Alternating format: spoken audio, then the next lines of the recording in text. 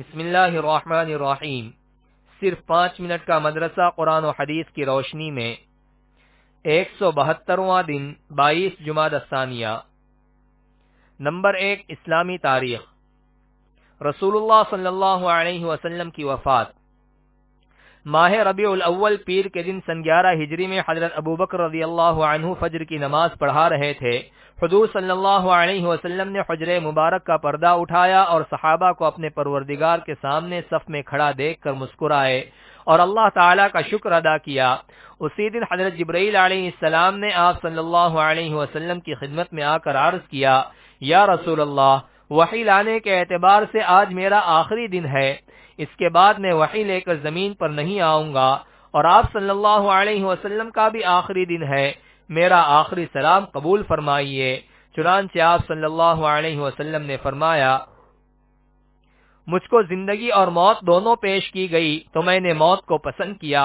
پھر یہود و نصارہ پر لعنت فرمائی کہ انہوں نے اپنے انبیاء کی قبروں کو سجدہ گاہ بنا لیا تھا، تم میری قبر کو ہرگز سجدہ گاہ نہ بنانا۔ لوگوں کو نماز پڑھنے اور ماتحتوں کے ساتھ حسن سلوک کی تاکید کی۔ پھر جو وقت گزرتا گیا آپ صلی اللہ علیہ وسلم کا مرض بڑھتا گیا۔ آپ صلی اللہ علیہ وسلم بار بار آسمان کی طرف نظر اٹھا کر فرماتے، اللہم اغفر لی وارحمنی والحقنی بالرفیق الاعلی، اے اللہ میری مغفرت فرما، مجھ پر رحم فرما اور مجھے رفیق اعلی سے ملاقات کا شرف عطا فرما۔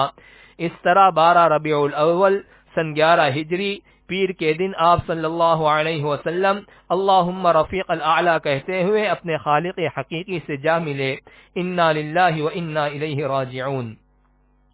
نمبر 2، حضور صلی اللہ علیہ وسلم کا معجزہ، گھی میں برکت۔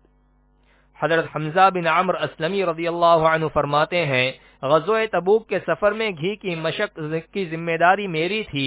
دوران سفر میں نے اس میں سے تھوڑا سا گھی نکالا اور حضور صلی اللہ علیہ وسلم کے لیے کھانا تیار کیا، اور مشق میں دیکھا تو گھی بہت ہی کم بچا تھا۔ میں نے وہ مشق دھوپ میں رکھ دی اور میں سو گیا۔ اچانک میں نے گھی کے بہنے کی آواز سنی تو میری آنکھ کھل گئی، دیکھا تو گھی بہ رہا تھا۔ میں جلدی سے کھڑا ہوا اور مشق کا منہ پکڑ لیا۔ حضور صلی اللہ علیہ وسلم نے مجھے دیکھ کر فرمایا، اگر اس کو چھوڑ دیتے تو پوری وادی گھی سے بہنے لگتی۔ نمبر 3، ایک فرض کے بارے میں، تکبیر اولیٰ کے ساتھ نماز پڑھنا۔ رسول اللہ صلی اللہ علیہ وسلم نے فرمایا، جو شخص 40 دن اخلاص سے تکبیر اولیٰ کے ساتھ باجماعت نماز پڑھتا ہے تو اس کو 2 پروانے ملتے ہیں، ایک جہنم سے بری ہونے کا، دوسرا نفاق سے بری ہونے کا۔ نمبر 4، ایک سنت کے بارے میں، فرض نمازوں کے بعد کی دعا۔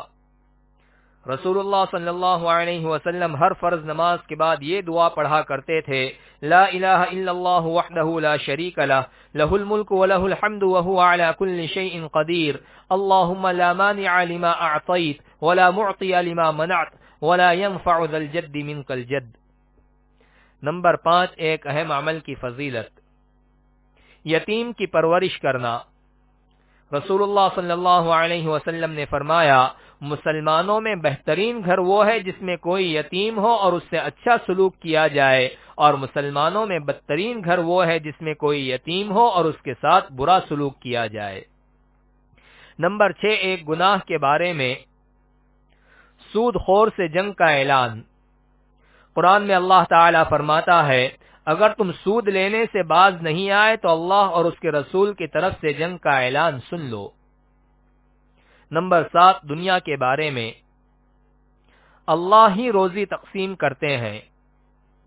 قرآن میں اللہ تعالیٰ فرماتا ہے، دنیاوی زندگی میں ان کی روزی ہم نے ہی تقسیم کر رکھی ہے، اور ایک کو دوسرے پر مرتبے کے اعتبار سے فضیلت دے رکھی ہے تاکہ ایک دوسرے سے کام لیتا رہے، اور آپ کے رب کی رحمت اس دنیاوی مال سے کہیں زیادہ بہتر ہے جس کو یہ لوگ جمع کرتے پھرتے ہیں۔ نمبر 8، آخرت کے بارے میں، زمین گواہی دے گی۔ آپ صلی اللہ علیہ وسلم نے یہ آیت تلاوت فرمائی، یومئذ تحدث اخبارہا، یعنی اس دن زمین اپنی سب باتیں بیان کر دے گی۔ پھر ارشاد فرمایا، تم جانتے ہو زمین کیا خبریں بیان کرے گی؟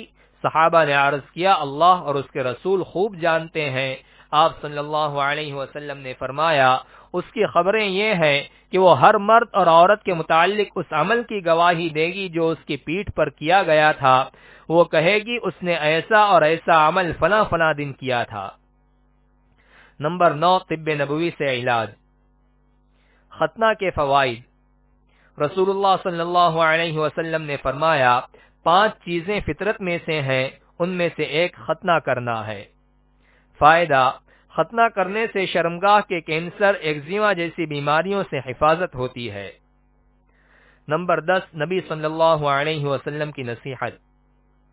رسول اللہ صلی اللہ علیہ وسلم نے فرمایا تم جہاں کہیں بھی رہو اللہ سے ڈرتے رہو اور برائی کو مٹانے کے لیے نیکی کر لیا کرو اور لوگوں سے اچھے اخلاق کا برتاؤ کیا کرو۔